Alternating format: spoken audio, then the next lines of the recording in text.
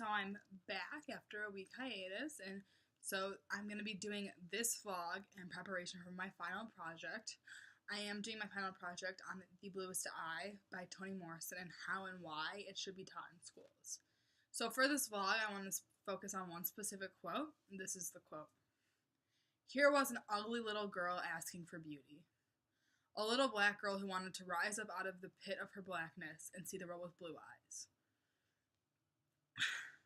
So basically, the context of this quote is that Piccola, one of our protagonists, goes to visit Soaphead Church. Soaphead is a celibate man who lives in their town, and the women of the town have decided that he has supernatural shaman powers. And he just kind of goes with this. She visits him and asks him to give her blue eyes, and he makes her believe that she has them.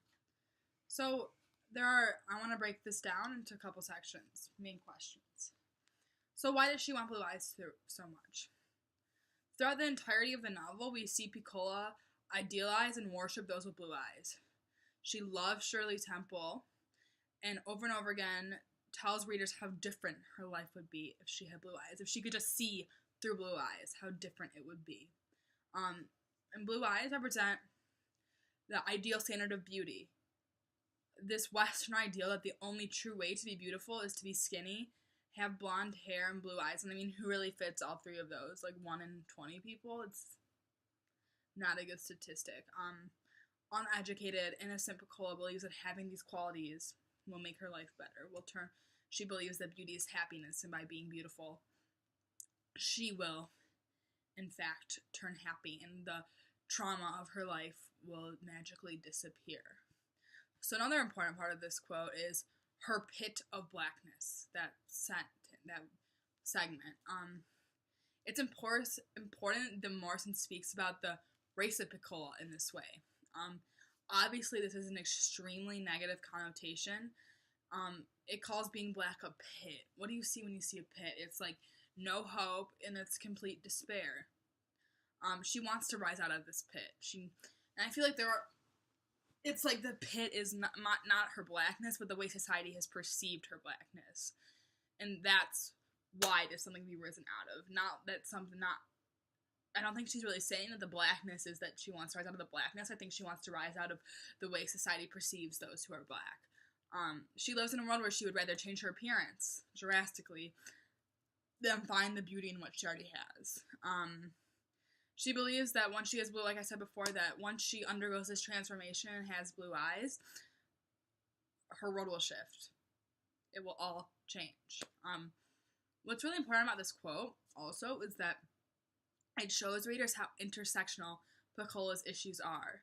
Not only does she have to deal with the Western ideal of what beauty is as a girl growing up, she also has to figure out how to grow from her blackness, and how to grow into her blackness, and how to take control of it and make it something she's proud of rather than something she's ashamed of. It is important to be noted that she goes to Soaphead for this. So she believes there is no actual solution for her problem on an actual realm. So she turns to myth and magic. They all have this belief in a man who just one day dropped in their town, and do they trust him solely because he is a man? I think that's definitely something to think about. She wants him to fix her problems. She's putting all of her hope in him. She would rather turn to a strange man because society has taught her that men are smarter, stronger, and more competent than women. She rarely turns to Claudia and Frida for help, even though they do stand by her the entire time and say they would do anything for her over and over again. I think this represents, and it still can be seen today, mistrust within fellow females. It's hard. I think it's hard to trust other girls because empowered women empower women, but not a lot of people understand that. So connecting this back to my final project, my final project, like I said before, is how and why to teach the Bluest Eye in high school. This is more focused on the why part of that. High school teens struggle with intersectionality. There's a lot of issues going on: religion, race, gender identity. It's a lot to deal with, and they deal with their looks a lot. And it's important for these girls, especially girls, that there is visibility for them in literature. If black girls can see black girls in literature, they have models to look up to. They have role models. It's easier for them to see themselves within someone who looks like them rather than Junie B. Jones or Judy Bloom, like not Judy Bloom, but I'm like having trouble thinking of it right now. But like it's important that there's representation in literature, and that goes beyond literature. It's important that there's representation all over it. It's important that we teach representation and that we teach books that have a span of characters. And I think it's important to analyze this quote and point out the issues with Pecola doing this solely for beauty and believing this standard of beauty, because I think there's so many different things that are beautiful, and when you say the only thing that is beautiful is blonde hair, blue eyes, and whiteness, that takes out so many people, and it's just not true. And I think a lot of this is to learn from Pecola's mistake, and because of her lack of education, we can actually educate that through this. So yeah.